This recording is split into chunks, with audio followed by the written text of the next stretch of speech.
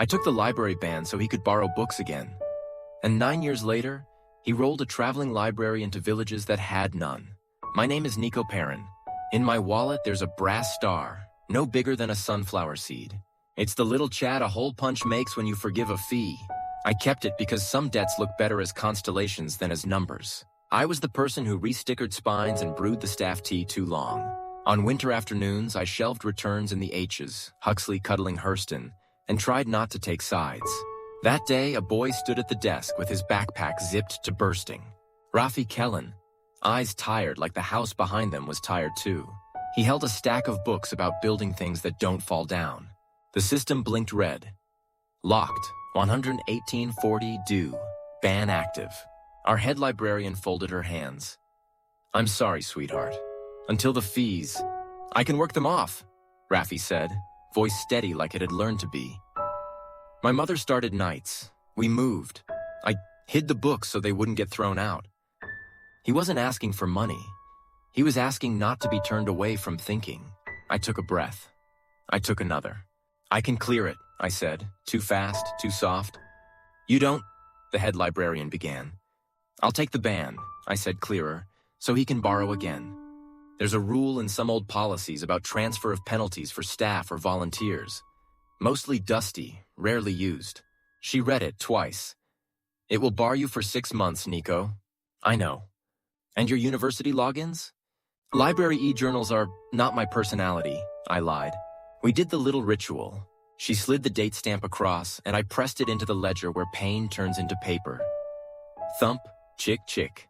She punched a hole through Rafi's overdue slip, and I saved the brass star because I am sentimental in small, cheap ways. Take these, I told Rafi, writing a list on a thermal receipt, the kind that fades like breath on glass. Books that make tools out of questions. Books that teach a person to carry their own sky. I put a pencil nub in his hand. It's not much, I said. It's a start, he said. I walked into 6 months of quiet. My student research job vanished with my login. I scraped shifts at the copy shop across the street and tried to write an essay on my phone, which is a form of grief. At night, I flipped the brass star between my fingers until the ache named itself.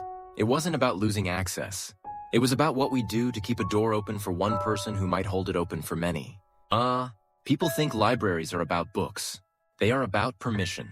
Rafi started showing up Saturdays to push a cart and learn the secret map behind the shelves. He asked the kind of questions that make work feel like the first day again. At lunch, he read to a kid in a dinosaur hoodie who refused to eat anything that wasn't orange. He'd pause and ask the child, "What do you see next?" When the boy got it right, they knocked Knuckles' thump.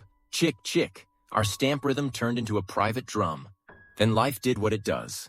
Rafi disappeared for a month, came back with different shoes and a filing cabinet's worth of new tired. He passed the GED, barely. He failed his first grant application for a reading wagon. A cart he wanted to drag to blocks the bus forgot. He bought the wagon anyway on a yard sale miracle, and painted shelves wanted to meet you on the side in shaky letters. On its second hill, a wheel quit. He laughed, a wet sound. He fixed it with borrowed washers and someone's kindness. He built book clubs where clubs didn't go. Barbershops, laundromats, the waiting room that never waits. He kept the brass star taped inside a notebook cover. When a meeting went wrong, he'd thumb the star and say, "We'll make a map." I scraped at my own maps. Without the e-journals, I took a slower degree, then none at all. I took more shifts. I started a tiny blog, wayfaring pages, drawing book deserts on a city map with a highlighter that bled. I answered emails from moms who asked, "Do you deliver stories?" I wrote back, "We are trying." Years fold like pamphlets. You think you'll read them later. Later keeps walking. Then water rose in the low villages east of the freeway and never fully remembered how to go down. Rafi wrote a plan. A van, not a wagon. Sturdy axles, a fold-out porch. Traveling library for villages that the map left pale. He named it Starlit Shelves because stars go anywhere and refuse to be owned. He asked me to coffee. "I'll need rules that don't feel like fences," he said. 3 rules, I said. 3 beats like the stamp. I wrote them on a napkin. 1, bring stories back for the next hands. 2, if you lose a book, bring your reason. We carry people, not debt. 3, ask a question before you apologize. He tucked it in his wallet behind a photo of a porch with 7 pairs of shoes. A week before launch, a donor pulled out. The van's engine coughed news nobody wants to say aloud. The kickoff reading, floodlight, folding chairs, a village square still wearing mud, loomed up, and his box with the starter kit was missing. The first library cards, the rules sheet, the little thump. Chik cards kids tap when they promise to return. He texted me. I think I broke this before the door opened. 9 years after I pressed a stamp to take a boy's ban, I stood at the edge of a village square that smelled like wet rope and onion stew. Starlit Shelves was there. Blue paint drying slow, porch folded out like a half-open book. My name was not on any list. Inside a dusty laptop, an ancient system still flagged me as banned, a ghost glitch. Rafi moved through the crowd with the purposeful lostness of someone who has to be 10 people at once. He had a grown man's posture and the same listen-first eyes. He did not see me. Why would he? I had been a counter, a stamp, a Tuesday. On a folding table sat a desk date stamp. The old manual kind, rubber bands like belts around days. I lifted it, felt the gravity of its little job, and tapped the handle. Thump, chik. Rafi turned like you do when your old street calls your name in another city. His eyes narrowed, not suspicion. Recognition's cousin trying to remember the word. I held up the brass star between finger and thumb. It gleamed the way cheap things do when they mean too much. Do you still need a starter kit? I asked. He stared at the star, then at me, then at the van as if aligning a constellation. More than I need pride, he said. You're someone who owes you a box. We built one in 20 minutes out of what the square offered us. A fruit seller gave us stiff mango crates for cardstock. A seamstress gave us twine that had known the shape of wrists. A teacher gave us a crayon box with only the calm colors left. An uncle found a metal ring binder in the back of his truck like a joke about preparedness. We cut cards. We wrote names. We stamped our rhythm in a corner. 3 tiny dots.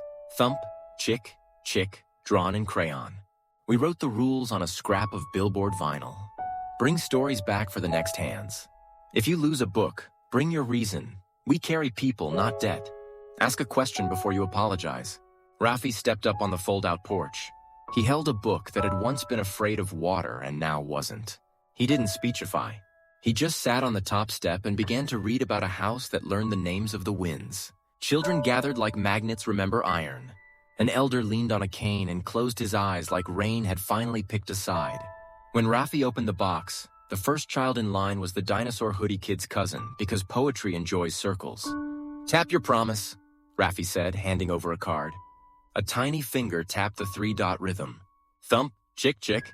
A ritual, not a debt. The van lights hummed. Moths learned the alphabet of our porch.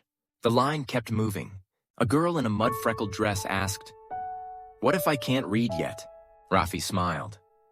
Then the book reads you. It will teach me how to teach you. When the crowd thinned to warm shadows, Rafi walked down the steps. Up close, years had written on both our faces kindly and without permission. He didn't say thank you. He did something better. He took the brass star from my hand and pressed it into a clear resin he kept for repairs. He set it into the van's checkout counter, right where little hands would tap. So no one forgets the shape of forgiveness, he said. We stood with the quiet. The square breathed. In the distance, someone fixed a generator and did not swear about it. As the van pulled away, the taillights winked like commas, promising the sentence would continue in the next village and the next. The road took them. The road gave them back. The road kept the rhythm. And in my pocket, my thumb found an empty space where a little star had once lived. Loss and gift, same weight. The stamp on the desk cooled. Thump, chik. Doors open. Books travel. People learn to stand inside a story and then step out carrying light.